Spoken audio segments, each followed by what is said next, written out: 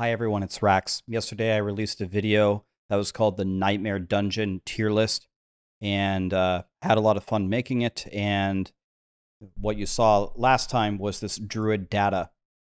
I had an idea today to make this list even better.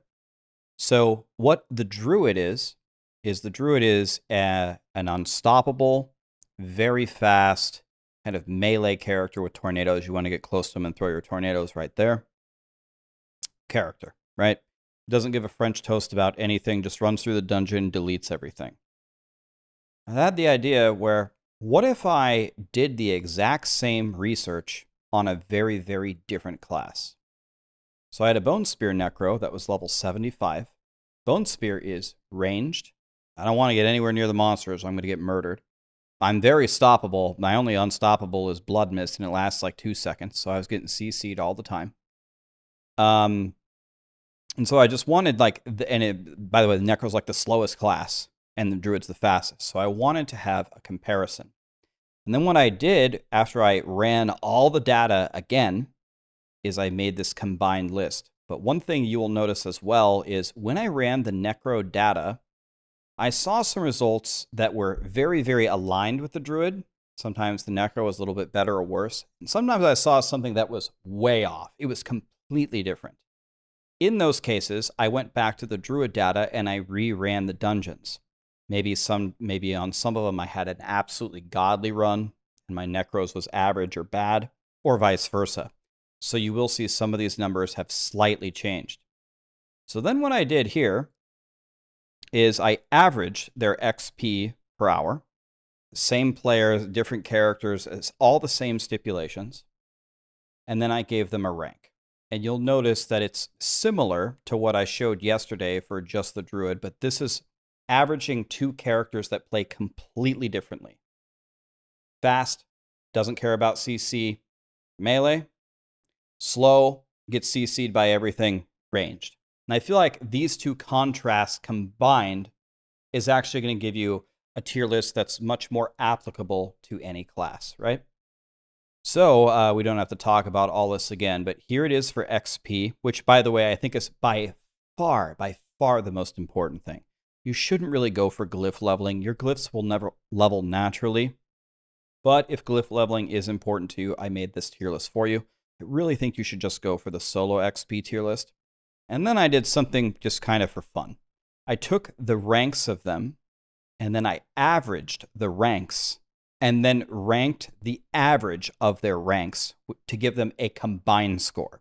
If you equally weight their ranking on the XP tier list and their ranking on the glyph leveling tier list, combine it, and then rank them, then you'll see that I think the best overall dungeon for everything is Gul'ran Canals, which makes sense because Gul'ran Canals got second place for XP and first place for glyph leveling, which is just based upon how fast you can complete them.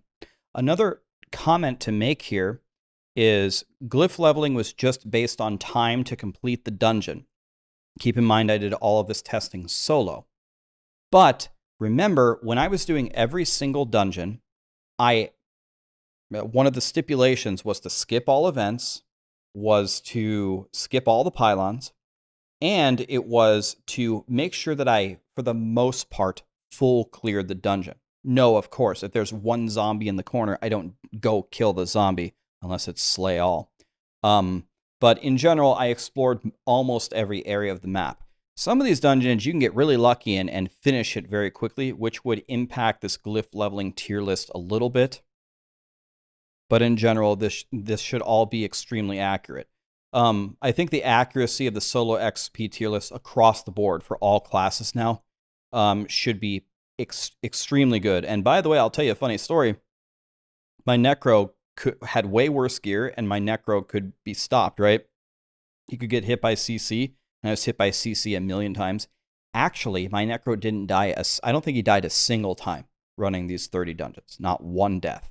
So I thought I was going to be dying all the time on my Necro. Nope. I don't think I died one time. So yeah, I mean, it's the same link. I'll put the link down below. It's the same link as yesterday. This is just an update, and I don't think I'm going to do this again, but there is one more thing that I'm going to add to this. Maybe I'll make a video on it. I'm not trying to farm views here. I'm not trying to make a million videos on the same topic. But I am going to do one more thing. I'm going to add a tab in here tomorrow for the events in the dungeons. I'm going to time them, and I'm going to see exactly how much XP you get. I might even look at the rewards. I'm going to make a tier list for that one, and I'm going to put it in this document. So you don't have to watch the video on the event thing if you don't want to. But if you want to, I will describe to you how I did that.